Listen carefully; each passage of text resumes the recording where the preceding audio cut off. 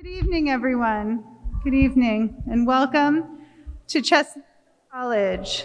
Laura Kolb joins us tonight to read from her poetry collection, and it just disappeared, Little Pharma, which won the Agnes Lynch Starrett Poetry Prize, and which has been published by the University of Pittsburgh's Pitt Poetry Series. In addition to her collection, her poems, essays, and stories, it's hot behind here, and stories have appeared in Poetry, the New York Review of Books, American Poetry Review, Conjunctions, The Nation, The Washington Post, and the Yale Review. Not only is Dr. Kolbe an accomplished poet, but she is also an accomplished physician, an assistant professor of internal medicine at New York Presbyterian Weill Cornell Medical Center. She studied English and American literature at Harvard and at the University of Cambridge before studying medicine at the University of Virginia and completing her medical residency at Brigham and Women's Hospital in Boston. Over the past year and a half, her clinical work and views on patient care during COVID-19 were highlighted in many media outlets, including The New Yorker and The New York Times. Knowing our audience here at CHC, I will also point out that Dr. Kolbe is a fellow in the Division of Medical Ethics at Weill Cornell Medicine. Her clinical and scholarly interests include health equity, addiction medicine, transitions of care for vulnerable patient populations, and the intellectual history of medical ethics. When I invited Dr. Kolbe to speak tonight, explaining that this event was in part a promotion of our new Health Humanities minor, she responded kindly and I think enthusiastically. She wrote, "The idea of Health Humanities as a recognized and supported program was so far from my experience as a student, though so vital and overdue. I'm thrilled to hear that it's taking off at Chestnut Hill College. And so are we, not the least because it's brought you here to us tonight. Thank you and welcome to Dr. Kolbe."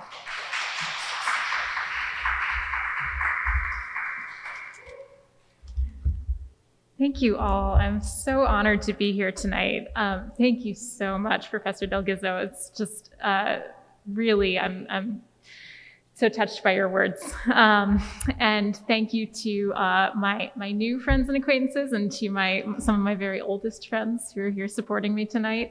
It's really so amazing to bring all of you together and think of the fruitful conversations that we might have. Thanks remotely to my team at the University of Pittsburgh Press. They've really been a joy to work with, and I'm not sure what happened behind the scenes, Suzanne, for you to be able to get books here, but I'm sure there were many, many steps along that pathway, and it's just so cool. This is the first stop on my quote unquote book tour. So this is the first time I've kind of seen my books in a pile. And that's a very surreal and special moment in the life of any artist. As I mentioned to many of you, I grew up in Orfield, Pennsylvania, just outside of Allentown. So a little ways up the turnpike. So this feels like coming home tonight as well. It's a pleasure, as I mentioned in my email, and meant it, to come here and celebrate the integration of the various humanities with each other. And it's a pleasure to celebrate, like I said, how far we've come and our ability to unsilo our different bodies of expertise and find more and more ways to speak across disciplinary and institutional lines.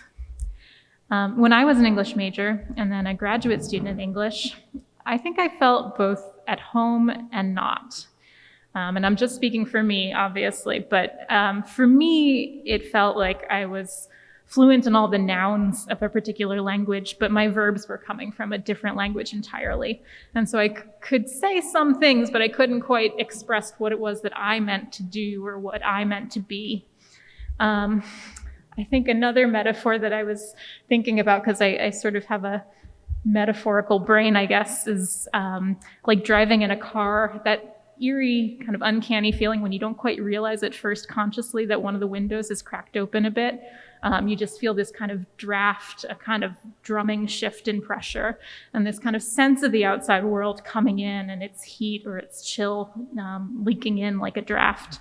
Not quite at the level of conscious perception, just kind of this sense of an open portal. And so it was kind of an intuition, but not yet an articulated thought that I had to open that portal and mix those worlds a bit. So after I left that field and was wondering what I should do instead, I wound up volunteering to teach a storytelling workshop in New York City at a community center for people who use IV drugs. It's a place where they can get safety and help and connection to various kinds of social services and have a warm and safe place to hang out and sometimes a square meal. So when I was teaching that storytelling workshop, looking back on it, I think there's some things I regret. I was still pretty wet behind the ears. I was about 21, and I didn't know anything, for example, about trauma-informed care, how to help people feel safe, even when they're telling stories that are quite scary for themselves or for others, how not to kind of pick at old scabs and old wounds. But on the bright side, it gave me a window onto the practical needs that people have over and above this vital need that we all have to share narrative with each other. And so gradually it made me, someone who'd always doodled my way through science class, interested in going back and becoming a doctor as kind of an elderly non-traditional student. So to see what kinds of tiny useful things I could do for patients, I was going back to study to try to greet people who would cross in front of my stethoscope and sit there for me and allow that kind of physical intimacy when I ask things that would be strange in any other context, ask to listen to their heart, ask to listen to their breathing, and then people wait with a lot of patience and a lot of grace while you listen, and then you tell them what it is that you hear inside their bodies. One of the books that's been a touchstone for me is called A Fortunate Man by John Berger. He's a notable art critic and literary critic, but he also wrote this beautiful sort of nonfiction novel about the life of a country doctor. And I think a lot about that when I think about the stillness and the waiting. That's a big part of that work. I love the work of being a doctor, my so-called day job, and now being a medical ethicist is part of that job for me too. But in both of those realms, medicine and in ethics, sometimes if I go too long without making creative work along the way, and making creative writing specifically, I feel that same uncanny feeling of the car window open that I felt as a student of literature. That feeling that I speak some parts of this language, but there's another part of my grammar that isn't quite coming through, and like that draft is kind of coming in the window. And it's this sense that there are other places and other homes calling me out to pull me over. And maybe some of you feel that way too in between your own crossed worlds. I think we often all inhabit these intersections. And it's an uncanny and delightful feeling to have that kind of the hairs on the back of your neck sort of come to life when you feel those moments of intersection. So the phrase medical humanities can mean a great many things to different people. Is it a discipline? Is it just a way of asking questions? Is it a set of interventions to correct something that's gone wrong about medicine? I think it might be all of these things at different times, but one shorthand that I really like is a phrase that I came across in a recent paper about experimental entanglement. And to me, that suggests that we don't know in advance what will happen when these disciplines get near each other because it's an experiment, and that their nearness might get very intimate indeed. We might even find ourselves in some painful knots. We're putting our own ease and comfort just a bit at risk so that we might uncover some new truth that pinches or makes some overwhelming aesthetic demand, like you must change your life. My own route through the medical humanities is less as a theorist or a critic and more as a sort of artisan or mechanic. As a doctor, I treat patients. As a poet or writer, I make poems and essays and stories and other things. Both of these tasks involve a lot of technique and a lot of grunt work, and they're both rich vocations unto themselves, with more than enough material to fill a life.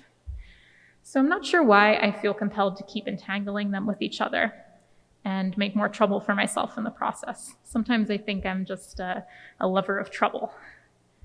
Another way to answer my uncertainty would be to start by asking myself, when it comes to the humanities and when it comes to medicine, what is it that would be missing or present but only very tiny or underdeveloped in the one without the other?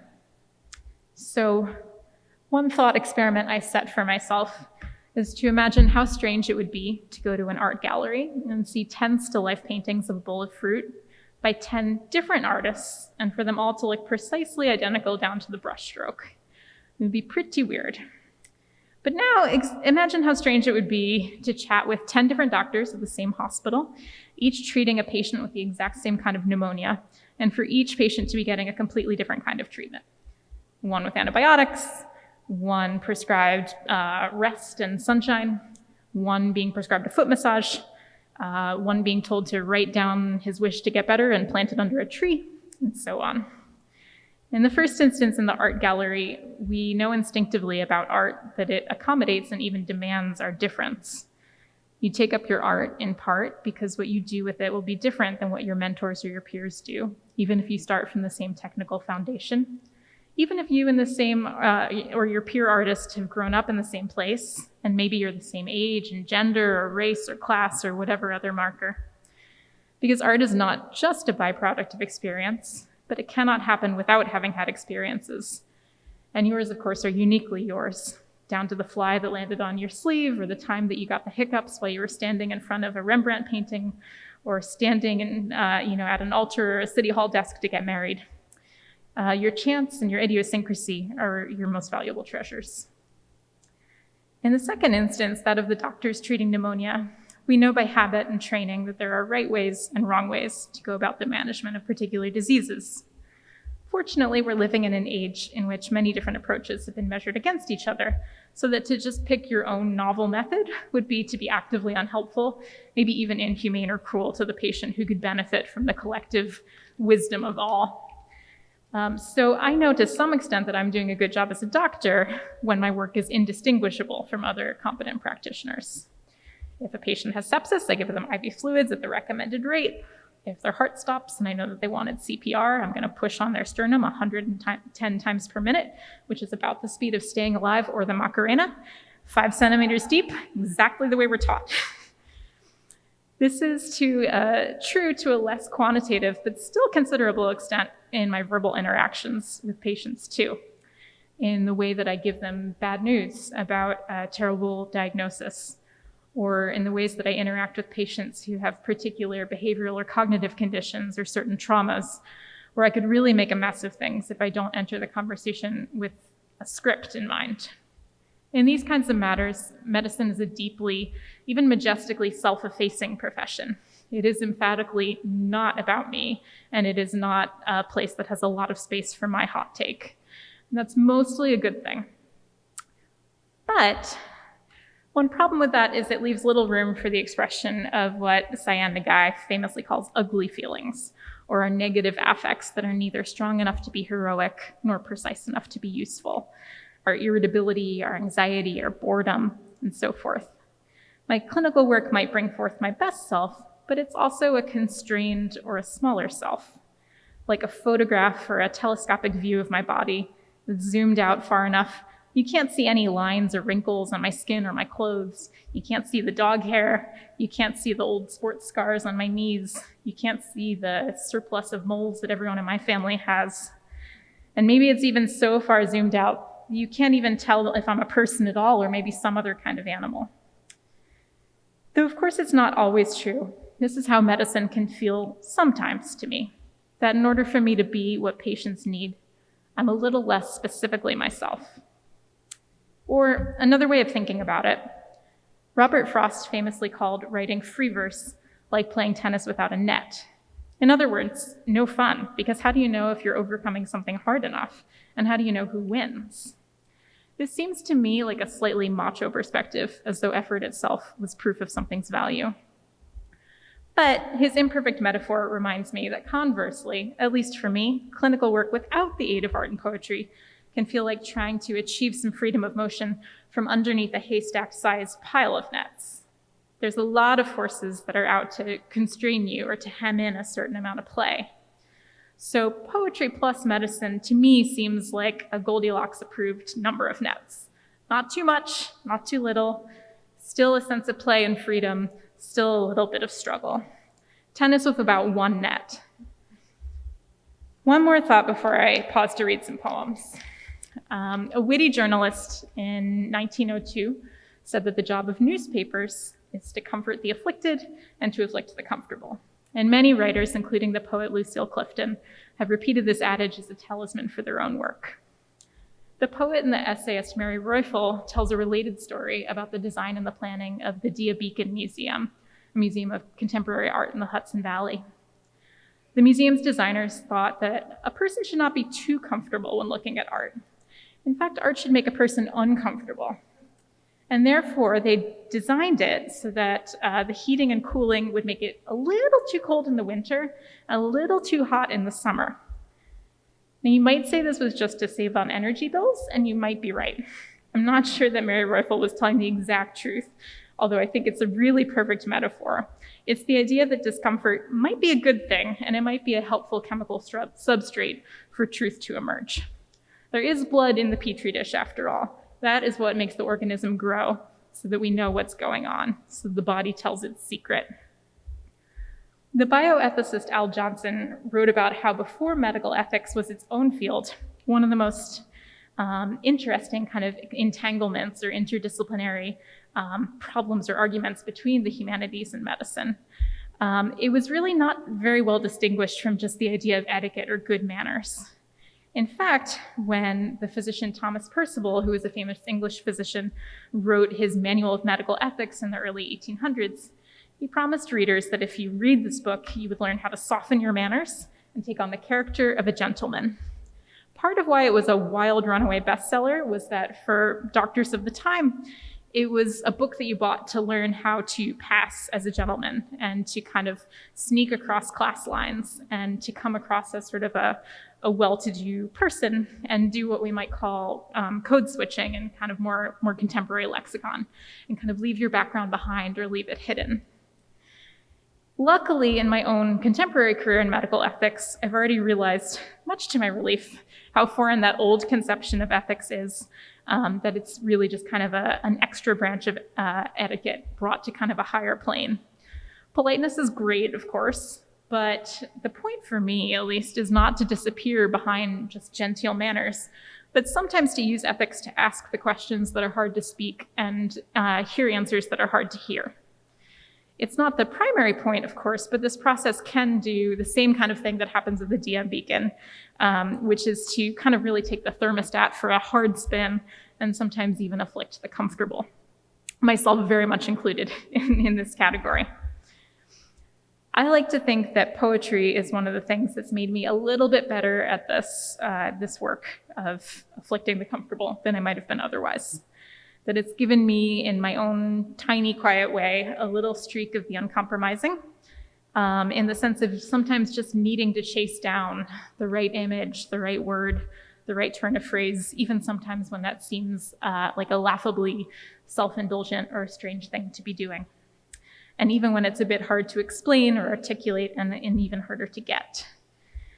So in a similar fashion, when something arises for me in medicine as a doctor or in ethics, and I know I just need to be steadfast to this one particular truth, something about a patient, for example, that the healthcare system might rather ignore because of the great inconvenience of this truth or its expense or the fact that it's just too much and will stir up difficulties in the system, that having this streak of obstinacy as an artist can make it a little bit easier to, I guess, lean into this mulish nature and bring that out on those occasions as well.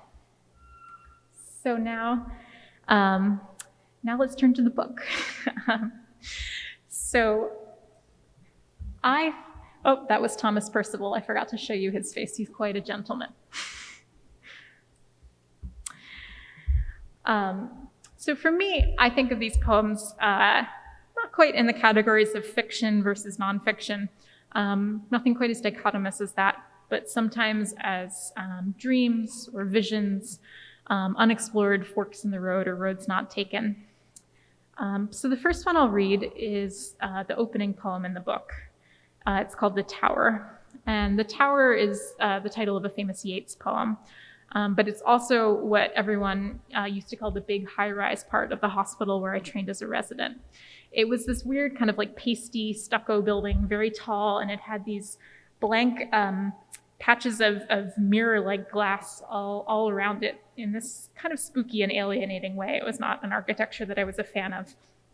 And so the poem is trying to kind of lay out this psychic space and how something about the oddness of that architecture brings out a sense of inadequacy or terror or even kind of entrapment in that space that could seize you as sort of a vulnerable younger trainee in that space. $10 word alert. There is a rorqual in this poem, which is a kind of extinct whale. That image came to me because when you are going to do something like a lumbar puncture or other procedures for patients, you get these sort of paper blankets that you drape over them that have these big holes already cut out, sort of ready to go. It looks like the blowhole of a whale. It's a very odd construction.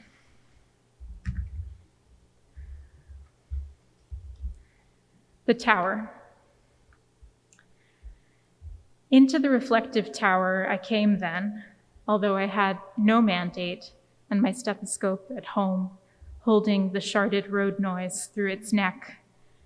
I was given a box of toys for doctors, a gavel to dismiss a knee, a light that brought out blood behind the human lens, a funnel for ears, every size compatible with the hunt, a list of every kind of fire, each paired to a telephone. Linens ruled the back stairs, long coats, overshoe slippers, sheets fashioned after whales, a weepable top eye, like the extinct rorquals and those living, each holed linen paired with burstable ampules, bleach and spirits to rub through the eye to the skin.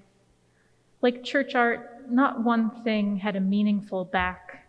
This was not church. My friends were not absent. I was still in sin, possibly late, and it was a tower after all. A wreath on the table, chewing itself softly, like a dog on its own tail.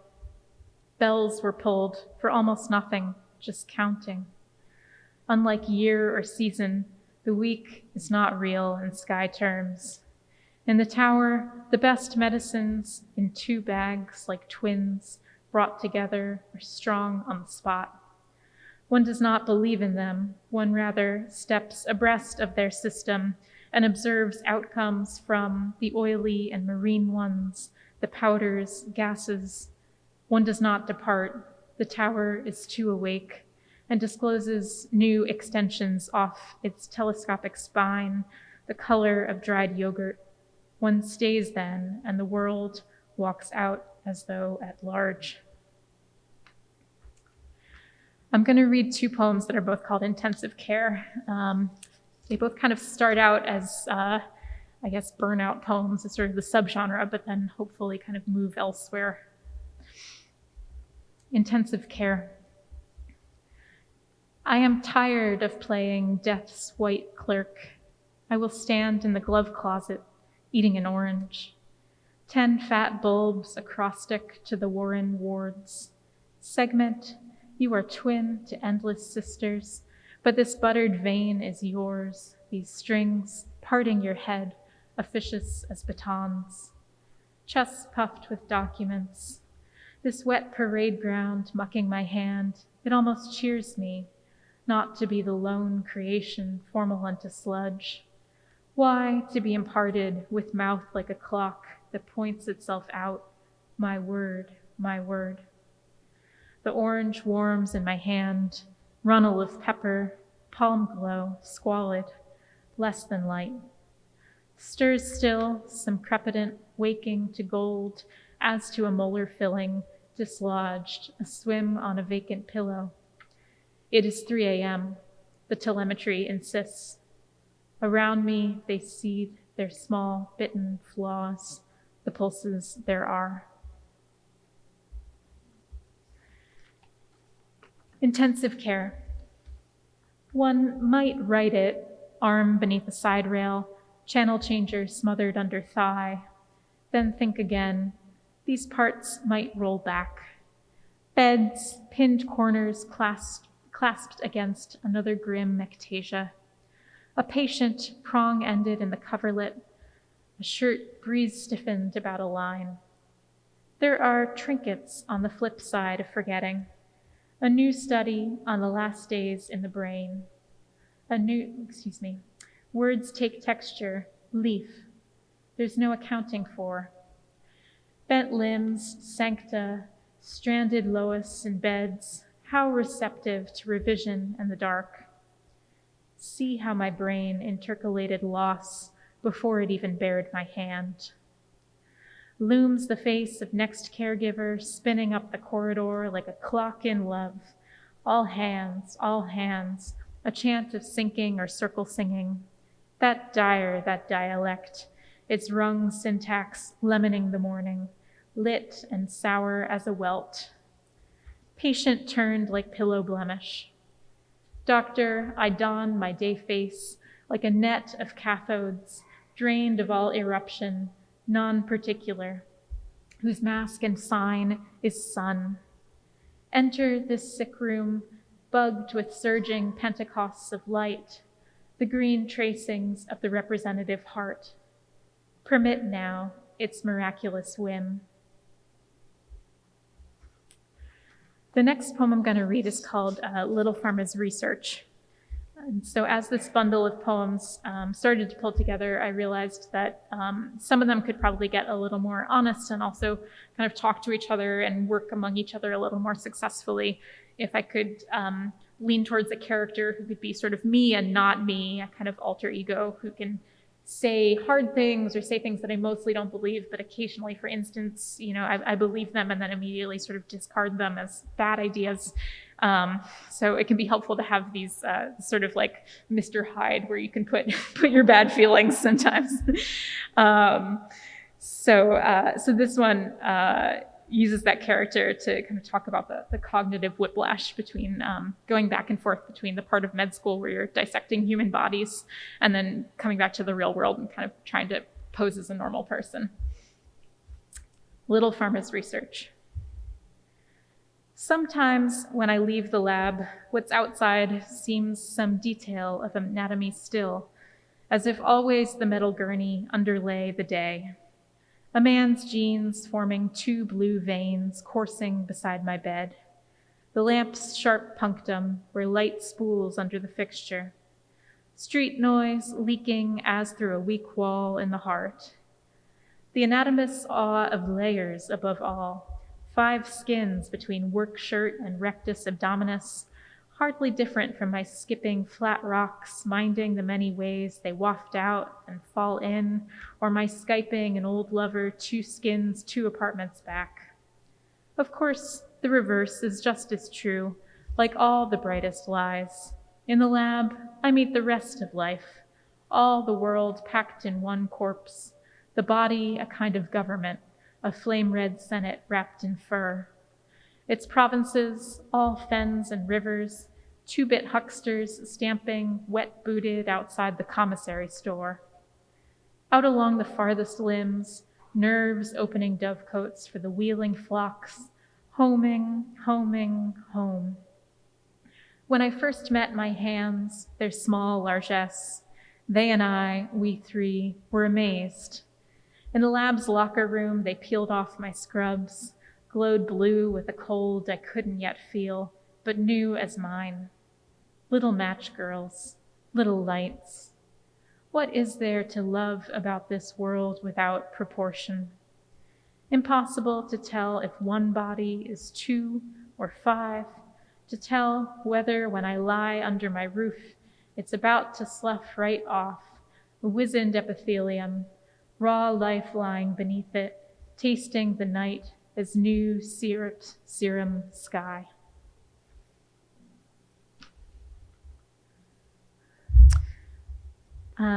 This next poem would not have come to be without a stay that I'm really grateful for in rural Southwest Virginia. In med school, I was allowed to train there for a summer at a free clinic that was mostly for Appalachian miners and their families. and the title refers to different kinds of local snakes in the area, which I knew nothing about.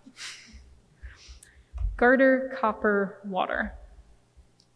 He's my age, and for once in wise Virginia, I believe it.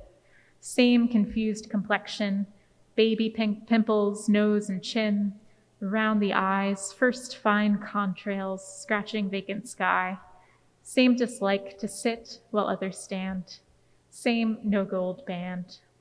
He's clean. I like the way he preened today before clinic, that he circles us most warm days in oily t-shirts, mowing our clinic's field, taking care of our snake problem. He hands me the old inhaler dimpled with bites, times he dug when the air couldn't come fast enough. I thank him and set it aside, like a piece of jewelry too nice for the day, or one that would clasp too much. The snakes were in frenzies of lust this year, record-breaking litters, a den in every teardown past Guest River toward the mines. He gets them with his shovel or his truck, one filthy time with his push mower. King snake, queen snake, milk snake, green snake, garter, water, copperhead, hognose. Snuff photos on his phone, all these dead frog eaters and ankle biters. 15 bodies later, they seem less like killers and more like a grammar, giving and taking breath and stops between their short, hollow teeth. How many would really bite? You don't wait to find out that it's mean. There's a clay-red corn snake I can't unsee, flayed skin like a mother's last touch on a wrapped birthday present, cool silver stream of scissor sucking red ribbon to its current, then releasing it, twisted, astonished, the stiff, bright spiral that means, in every language, I took great pains with this.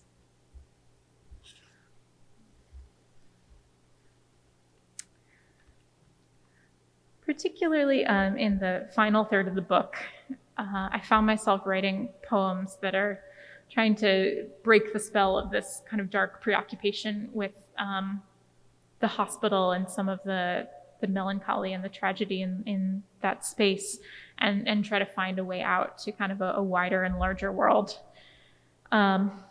So this one is sort of a hinge poem. It's kind of in both places. It's about going with my husband to visit his aging grandmother in a nursing home. And it's one of a sequence of poems in the book that all are called Imagining Marriage, that were at the time kind of about this question of whether I'd be able to pull myself out of the context of kind of the doctor life, the doctor persona, and create kind of a well-rounded, reinvented self in a different kind of entanglement, obviously in a romantic or a marital entanglement. Imagining marriage, we visit our elders. Bringing cheese straws, ranch chips, our golden contraband, and hostesses to bless the tongue of this, our inverse mission trip, madame, the one who bore, the one who bore. It's boring to debrief begats, and better not to think about this power cord sapped by all the salt we've brought against the rules within this home. The nurse shows us the Coke machine, but why does it take quarters in a place where money has become so shy we never see it, don't know where to start to ask for change? Kid Neil Young started in the car ride here with words and words between the lines of age, and yes, we do lay them on, holding them to her cheeks like a facial. Stories, news, our numbing jobs, the president, the pope. Talking makes them similar, the way it's made our hostess look at long last like her sister. 80 years of O's, etching stone skip matching rings around the lips. Secret Saturnalia, traceable to watch her when she watches gripping moments on The View. I will never get old, I think, most days. But if I'm conned, and you are too, and we both end stuck in final family traits that only sidle up among the tired, then you'll be at the TV with your snacks and groans. I'll be flexing blood from stones, to no end but to say I could and die. Why must we come from anyone, I'd like to know, when we could so easily have hatched from crusts of planets where being bubbles up like a soapy, moonstruck thought? I'd like to be the glowworm of myself, born alone from light, my edges boiled soft to an ease of beaming yellow-green. Meet me on the planet of the not-yet apes, winking where my tail parts burst the argon shade, and then we'll float familyless, fresh burbles out of rock spin, and bore the purring stars so aimlessly aloft. So I'll just do one more. This poem came from this really incredible exhibition that I saw in Boston about the Black Mountain School of Artists.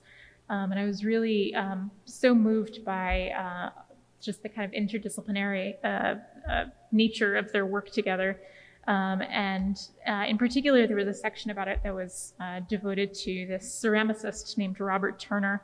And something about the exchange of kind of letters and companionship and learning that was happening among these different artists, including him, was really the first time that I was really able to see the art of pottery as something that was truly as emotionally and aesthetically alive as other kinds of arts, and can carry that kind of emotional weight that, I more commonly associate in my sort of simple-mindedness about visual art with other media.